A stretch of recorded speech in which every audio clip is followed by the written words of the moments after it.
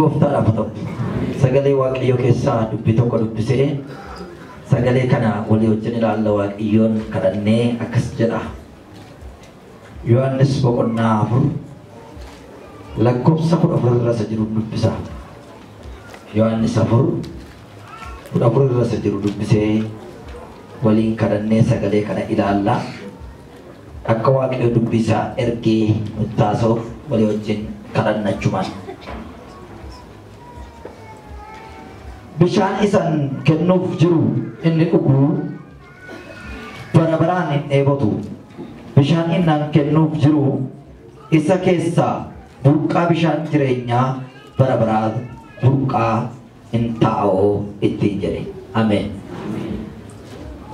Yesus dubartii Samaariyaa kana bishaan gaafa gaafatu bishaan ni gaafate kun bishaan cuggeedha yookaan bishaan cundeedhaan kennamudha bishaan dubartiin kun laattu amma eebuu nama baasa ture nama eebossa inni waaqayyo kennuuf jiru garuu burqaa jireenya bara waa'ee burqaa hin dubbata macaafa qulqulluu keessatti iddoo 167tti waa'een burqaa caafamee jira isaan kan waa'ee burqaa du'aati isaan kan waa'ee burqaa hadhaati isaan kan waa'ee burqaa badiisaati amma garuu kana keessaa kan ilaallu waa'ee burqaa jireenyaati waa'ee burqaa jireenyaa adda ta'ee iddoo 67tti barreeffame burqaan jireenyaa maal fakkaata jedhu yookaan 67 isaa ilaaluu baannus muraasa akka ilaalluudha dhaloonni burqaa dhabuudhaan miidhama burqaa immoo arguu dhabnan ta'uu ta'e ilaalcha banna biyya lafaarratti wanti nama ajjeesu ilaalcha keenyaan abaluu nuuf horma jennaan firoomfachuu hin dandeenyu ilaalcha keenyaan kana nyaannaan na dhukkuba jennaan nyaatattuu firoomuu hin dandeenyu har'a kan nama fixeef kan nama miidhee yeroo baay'ee yaada caalaa ilaalchi balaa qaba dhalooti ilaalchatti fayyuu dadhabee jireenyatti fayyuu hin danda'u dhalooti ilaalchatti fayyuu dadhabee ijisaa banamuu hin danda'u burqaas argachuu hin danda'u kanaaf jireenya guddaan cimaan dhalli namaa jireenya fayya kan jennu yoo ilaalcha fayyeedha ilaalcha fayyitu taanaan wanti namni godhu hundumtuu dabaasitti fakkaata namni tokko ilaalchisaa akka safaraatti ilaala mucaa naannoo keenyaadha lookaaliidha ilaalchi wangeelaa intarnaashinaal ilaalama malee mandarnaashinaal hin ilaalamu dhalooti yeroo hundaa mandarnaashinaal ilaalanii mul'ufunaantu ta'u malee tulluurra utaaluu hin danda'an wangeelli kan ittiin tulluurra utaalanidha malee kan ittiin mul'ufunaanan kanaaf iyyuu lookaalii hin ilaalina dhaloota kan fitu akka waldaa keenyaatti akkas akka safara keenyaatti akkas akka ijoolleen naannoo keenya beekanitti akkas jechuun nu ajjeese amma isa kana keessaa baafneetu intarnaashinaali maal fakkaatan gaafa ilaalcha keenya akka goonu waan xinnoo tuffachuu dandeenya irra dabarree fagoo ilaaluu dandeenya kanaaf nama baay'ee kan miidhe ilaalcha namni fayyine yoo jettan fayyaniiru fayyina isaanii maal ta'eree gartokkee ta'e gartokkee fayyuu isa jedhu kana gaafa kaafnu Zakkaariyaasii biraa kaafne Zakkaariyaas fayyeera hidhaa namaa hiika mul'ata hima nama ergaa guutuu qabuudha garuu nama ergaa immoo hin fudhanneedha akkuma keenya si'anaa ergaa namatti himuu jaallata ergaa fudhachuun jaallata bara baay'ee rakkina dhalaa qaba iddoo aarsaarra jiraata waaqayyo gaaf tokko dhalansii kennate anaaf sichi moo'e waaqayyo wanti hin danda'amne hin jiru irraa lallabaa waaqayyo wanti hin taane hin jiru irraa lallabaa waaqayyotti waan tulfaatu hin jiru jechaa lallabaa gaaf tokko kan kootti ulfaatan waa'ee kee waaqatti ulfaatu dhanii namaa lallabanii waa'ee koo fala dhabe kan jedhan yaadan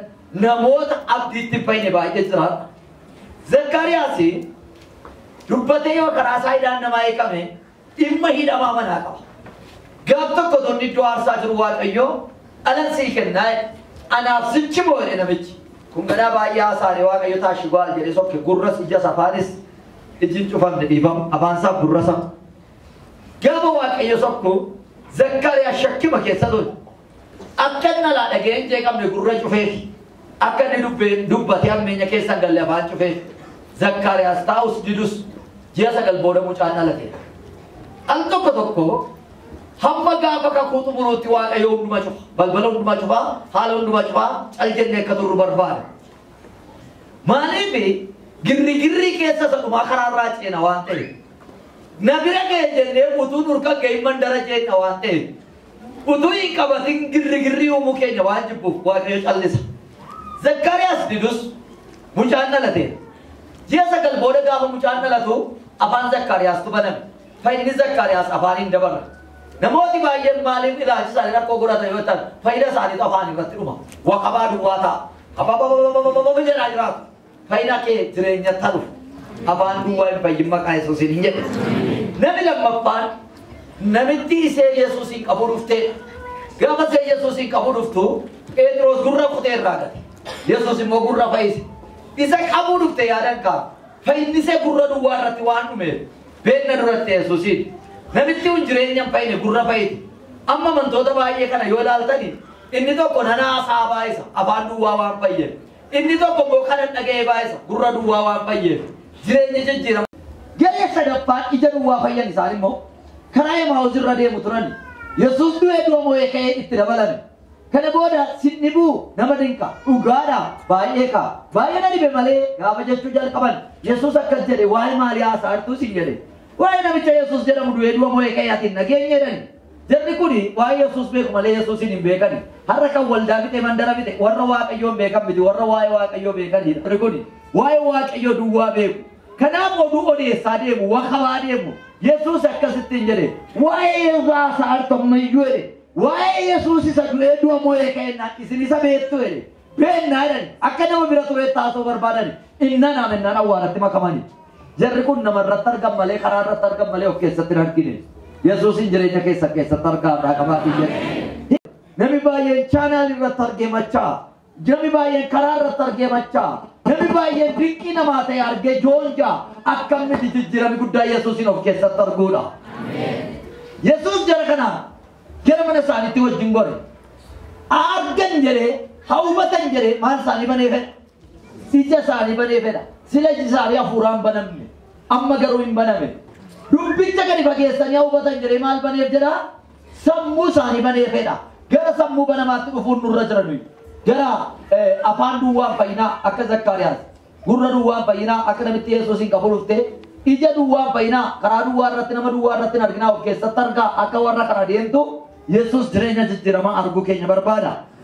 Egaa dhaloonni kana fayyuudhaaf burqaa arguudhaaf iji banamaan jiraachuu qaba ija hafuuraa. Burqaa arguudhaaf sammuu banamaan jiraachuu qaba akka gadi fageessee gadi qotuuf sirchi goonee waan irra ga'uudhaaf Waaqayyo kana nurraa barbaada. Macaafa qulqulluu keessatti waa'een burqaa iddoo baay'eetti barreeffamee yoo jiraates mee muraasa ilaalla. Tokko mul'ata 7:17 oolichatti kan amanu ofuma isaatiin gara burqaa jireenya kennuu hin naqaayedha.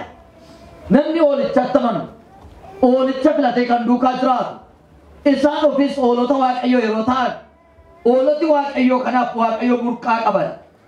Macaafni qulqulluun mul'ata 7:17 Waaqayyoon imimmaan nama hundumaa irraa burqaa imimmaan isaanii hin qoorsa.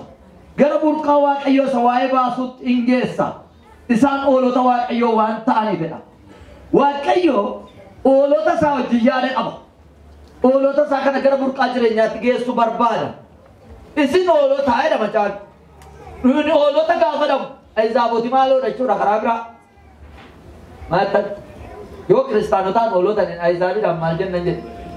Re'ootan. Mee oolota isa jedhu kana hin dubbanna dirqama waan ta'eef. Oolota jechuun kun maayiraga yoo ta'e iyyuu gurratti yoo tole iyyuu namatti yoo mi'aaye iyyuu beenna oolaan garraamiidha. Akkuma garraamii taate immoo jasbaadha. Oolaa tokko dhattanii karaa sana irratti dhiiftanii yoo dhuftani yoo dhaqanii fuudhan malee beektee hin galu. Lama dhatteetti galtoofte addi. Re'ee garuu yoo dhattanii maaramitti gad dhiiftan mana seebeetti deebitee galti. Araadaadha. Kanaaf ayizaabii yoo nama reetti taate yoo araadaadha akkatti ba'anii galan beetti jedhe. Kan keenya achumatti gosa keessaan dhiigi ba'utti. Erga wal tumtee quuftee booddee korbeessinni kun achi galagalee dheedha. Inni kun akkas galagalee dheedha. Baraan hin firoomnu.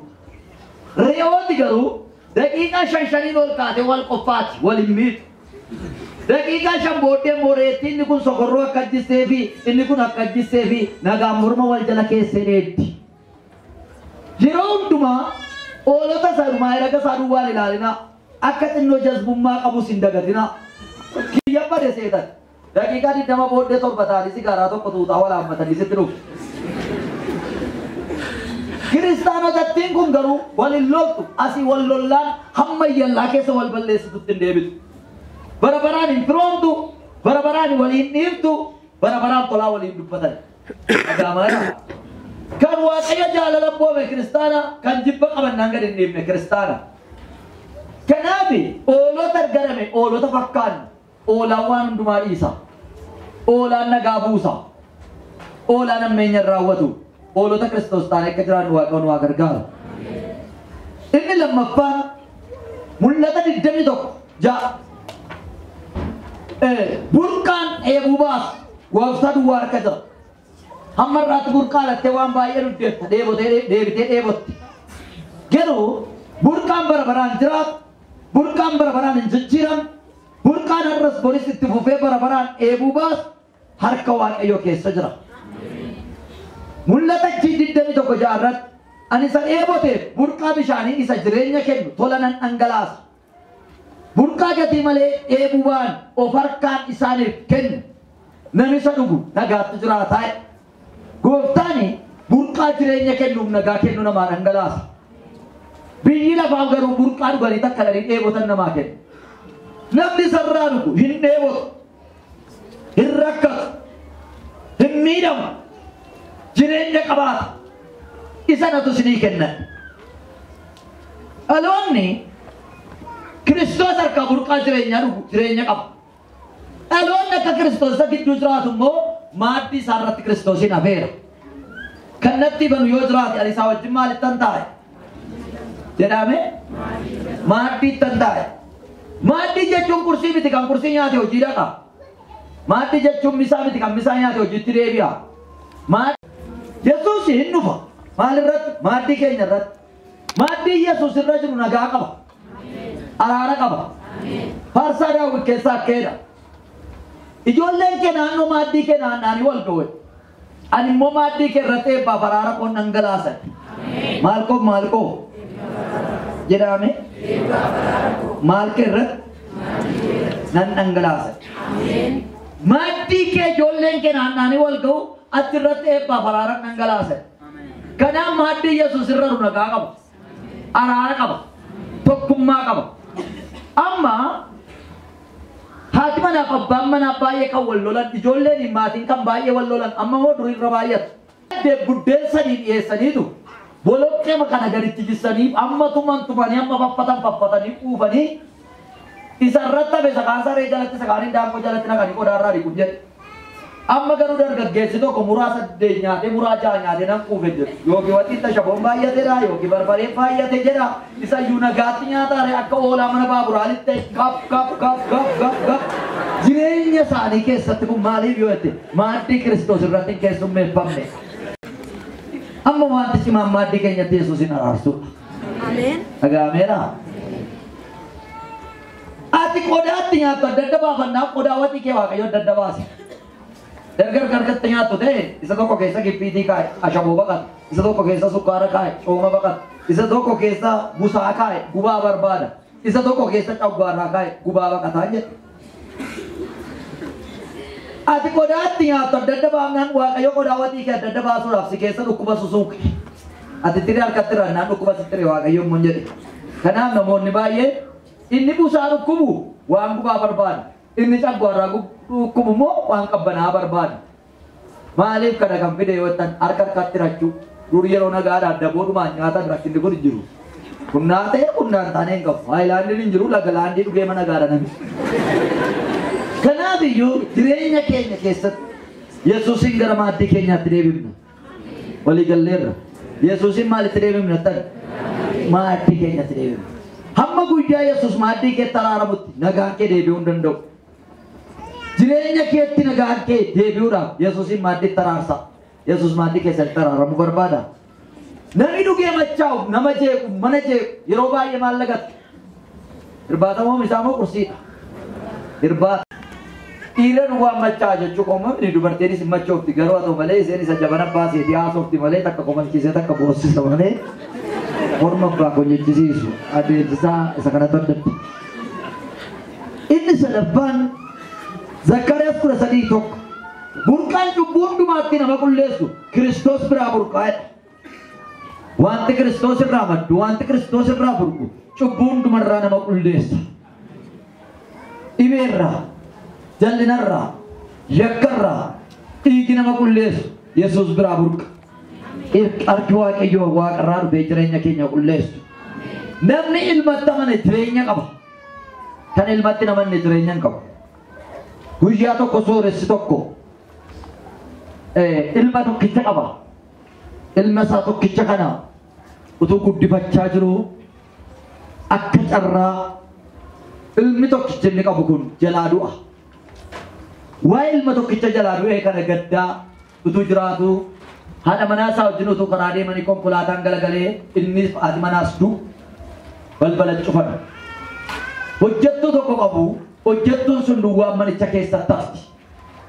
Kana booda namoonni baay'een dhufanii hojjettuu kana kakaasan wanta jijjiiru babaasi seerri boriin barbaada qabeenyaa mootummaa warasaa mootummaan mana keessaa mi'a fe'u gaafa dhufu dubartii ana ilaalanii gaddanii warra dhufan wanti dhufe nutti dhufu jedhan ennaan mi'a kana keessaa waan barbaadde tokko fudhu hamma dhaattisu ta'eege yoo seerri kaffalaadhe sin kaffalaadhan intalli kun qaxalee namaati waan hundumaa dhiisaa teesse ennaan girgiddaarra sasee jiru sana footoo mucaa isaanii waraqata waan ta'eef hin lakkaabusi isin hin gaafachiisusi hin gurguramusi hin bitamusi footoo ilmaati footoo mucaa sanaa duwwaadhaa kennaa isa tolaa itti isa immoo badaadhaare kunuun hin gaafachiisu jedhanii fuudhanii kennanii fudhatte gala.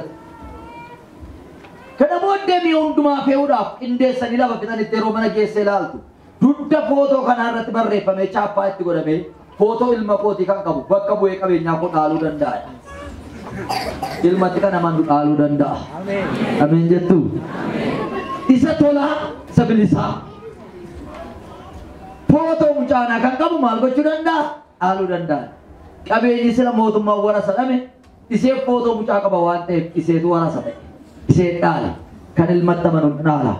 Warri burqaa jireenyaa isa ta'e Kiristoositti amantan dhaala. Inni ittaanu afur Yu'eel 3:9 bishaanni mana qulqullummaa keessaa burqu lafa gogaa obaasee lalisiisa wanta dhalooti dheebuu ba'us hin kennaaf namni isa dhaggeeffatu isarraas dhugu hin quufa. Gooftaan nu haa gargaaru. Sagalee isaa burqaa mana isaa keessaa burqee namni isa dhaggeeffatu namni isa fudhatu hin quufu. Yesuus dura buddeen hin quubsine dura dubbii quubse. Yesuus tun barsiisin hin nyaachisu. Erga guyyaa 3 baratanii booddee buddeen 5,000 quubse Yesuus. Dura nyaata quufu miti dura dubbii dhaga'u. Yesuus dura lafa uumne dura dubbii dubbate. Erga sagalee dubbate booddee lafiif waaqni uumame. Dura buddeen 5 hin quubsine dura barsiise. Erga baratanii quufanii booddee buddeen 5 nama 5,000 quubse. Sagaleen hangafa buddeeniiti. Gaaf tokko Luqaas keessatti boqonnaa 5 irraa yoo ilaalu Yesuus bidiruu kee na ayyamtaa jedhe Phexrosiin humnaan qabadhee yaame. Utaan halkan guutuu qurxummii dhabanii dhiphataa bulani. Yesuus kiyyoo kanarra taa'ee isaan barsiise. Erga barsiisee booddee qurxummiin kiyyoo guute. Eebbi sagalee booddee ba'a. Quufi sagalee booddee ba'a. Mo'ichi sagalee booddee ba'a. Waaqayyootu sagalee baasin godhine eebbasii baasuun qabu. Kanaaf sagaleen hangafa. Dhalooti sagalee waaqayyootiin guutamanii jiraatan badaan soraatan badaan yaaddaani. Lapheen sagalee waaqayyoo hin qabne seexanaan mana xaragamaadha. Macaafa qulqulluudha. Manni qulqullummaa koo laphee keessan keessa garaa keessanii jedha sagalee waaqayyoo. Warri piyoos akshinii ija fagootti argee waa adda baasu barbaadu. Warri aktiicharii immoo harka dizaayinii gaarii kaa'uu danda'u barbaadu. Warri joornaalizimii immoo arraba jarjaree dubbachuu danda'u barbaadu. Warra atileetii miila rifatee fiiguu barbaadu. Waaqayyo garuu laphee barbaada. Qaama dhala namaa keessaa hamma irraatti qaamni laphee barbaadu waaqa duwwaadha. Laphee kan barbaadu hafuura lama. Innis hafuura waaqayyoof hafuura seexanaati. Laphee kee keessa hafuurri waaqayyoof dubbii waaqayyoo hin jiru taanaan baakaansii qabaa seexan irratti dorgomee galuu danda'a. Kanaaf laphee keessan keessa dubbii waaqayyoo iddoo qabatu. Bakka dubbii waaqayyoo jiru jireenya burqa. Mana qulqullummaa gaafa dhabu humna qabanii waan argatan buufatanii jarri kun kana jaarratan kun horii keessaniin ijaaran isa jaarratan keessa jiru. Waaqayyo immoo garaa kee ijaare. Namni mana ijaara malee lapheen ijaaru. Waaqayyo isa jaarrate keessa jira. Burqaan jireenya kennu laphee keenya keessaa burqaga. نمنا كل ما واقعيوت ورا واقعيوت جنزران نكتانو نواجر قال شنبا إرمياس كرة تربا كرة سدي سيسا بركة جرينيا كنو دي سدي ورا سرّا غلا أكمك أوار الرتج آفاميته مكان أوار الرتج آفامي ألتوك بوك كده ملتا برابران غرودي بينجرات أجامرا ألتوك ملتا ألتوك بقوت أرجما ألتوك بقوت نما سابا غرودا كي كابرا سبودنجو دوكمنت انتو سيد انتو منقل منجرو يرودا ملتا يرو مرا سبودا هنكا jireenya Kiristoos keessa jiraannu keessatti akkuma argitan amma abaaboo kana yoo ilaaltani abaaboon kun baay'ee bareeda achas gaafa laallu argaartu sodaatinaas faayidaa hin qabu bitanii makaa'atan malee kanniisan harkisuu tisiisan harkisuu hin fayyisuu hin urgaa'uu hin ajaa'u tajaajila addaan qabu dhagaameera waldaa hundumaa jira callee taa'a fakkeenya tokko isinitti muufan amma inni bareedu isan harkaati moo isa sitti hafeedha سكمي دجران قدسا أساقا إسان أركات بني إنسون كلها بني جرينيا بغرو كم تبديك أب إسان بموسى جدي حسابي كريستوس الراقابة جدنا ميار رما قربان ودقوف جيوم ودقوف بريد إسان بودو كندا كيون نانغ برسا كيسان آبي براني للسو inni sun garuu hundeessaa lafa qabatee waan jiruuf baraan hin gogu. Saantiin qabdati. Kee bor hinnuma Yesuus keessa bor bara baraan jiraachuudhaaf jireenya keenya eeggannee jiraachuudhaan warra bara baraan fuula isaa dura jiraannu akka taanu nu haa gargaaru. Ameen jettu. Kanaaf isa burqaa ta'etti gaafa folloqu dhalootiin jiraatu. Wanti barbaadetti folloqee garuu burqaan achuma jira. Walii gallee farramnee yoo Yesuusin himne Yesuusin socho'u. Ani pisin garu yo Yesus irraacinne har'a du'uu dandeenya har'a baduu dandeenya Yesus bara hundumaa achuma jiraan jedhe isaaf akka jiraannu nu haa gargaaru ameen jettu kanaaf burqaa jireenyarra dhalooti cee akka maqaa awwaararra jiru ta'e maqaan awwaararra jiru kottee namaarraa nafu kottee isaa awwaarraa nafu isa peennaan barreeffame caalaa garuu isa mul'ata daqiiqaa 20-30 isa booda garuu hin jiru waan amma mul'atee girdarbuu itti isa burqaa ta'e irraa hin ce'in waaqa hunda keenya gargaaru. Ja'a Isaayyaas 58:11 ani waaqayyo yeroo hundumaan isin geggeessa namummaa keessan nan jajjabeessa lafa onaa keessatti isin hin quubsa gara burqaa isa barabaraan hin hir'anneetti isin hin baasadha harki burqaa jijjiiramuu hin dandeenyetti nama baasu kan waaqayyo duwwaadha. Waaqayyo gara burqaa isa hin hir'anneettan isin baasadha. Nama abdii kutate gabarsaa nyaachisa bishaan gabarsaa fayyaa fuudhee du'aatu nama manatu immoo gabarsaa fuudhaa nyaachisa inni immoo du'aa seenaa fuudhee jiraa godheetu faan jedhe galaana biyya lafaa lixuun jiraan lixee du'aa abba galaana amantii lixuun du'aa lixee jira abba kanaaf Kiristoos keessatti isa burqaa jireenyaa ta'e keessa akka seennu nu haa gargaaru. Isaayyaas 58 kun Anatu singeggeessa waaqayyo gara jireenyaatti nu geggeessa gara lafa deebi'ee hin banne gara lafa deebi'ee hin banne isatti nu baasuu barbaada.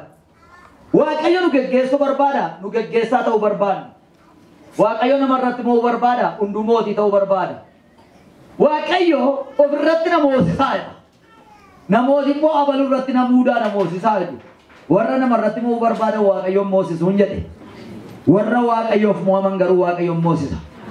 Mo'icha barbaaddaa waaqayyoof mo'ami ama'uu dhiisuu barbaaddaa dhaamsa waaqayyoon dhaga'i harka qabaa barbaadda taanaan isa qabatte gadhiisi namni dhaamsa waaqayyoo dhaga'u hin nama'u gaaf tokko bartooti jiraa Yesuus gatanii badani egaa waa'een isaanii waan abdii hin qabneef Galiilaatti na eegaa jedhe gooftaan guyyaa biraa Yesuus du'ee du'a moo'ee ka'ee sanbata ganama lafa beellamaa gaafa dhaqu jarri immoo yaatee lafa awwaalaadhatti namni dhaamsa waaqayyoon dhageenye hin dhamaan jedhe kanaaf jireenya nama kamii keessattuu kiristaanni Kiristoosiin fayyi kana eeggatee akka jiraatu barbaada waaqayyo. Inni burqaan irratti nama baasu waaqa. Inni burqaan godnetti nama baasu waaqa. Inni burqaa fayyinaatti nama baasu waaqa. Gara burqaa sana irratti akka baanuuf waaqa nu haa gargaaru. Torba Isaayyaas 30 bishaan isinii dhangalaatu innis immoo isa jireenya isinii kennuudha. Waaqayyo isa jireenya isinii kennu dhangalaasa.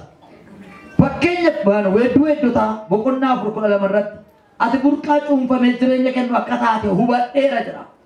Burqaa cuunfamee makaa hin qabne kan jireenya kennuu danda'u Waaqayyo Waaqa qulqulluudha. Jireenya kenna. God, great original domination.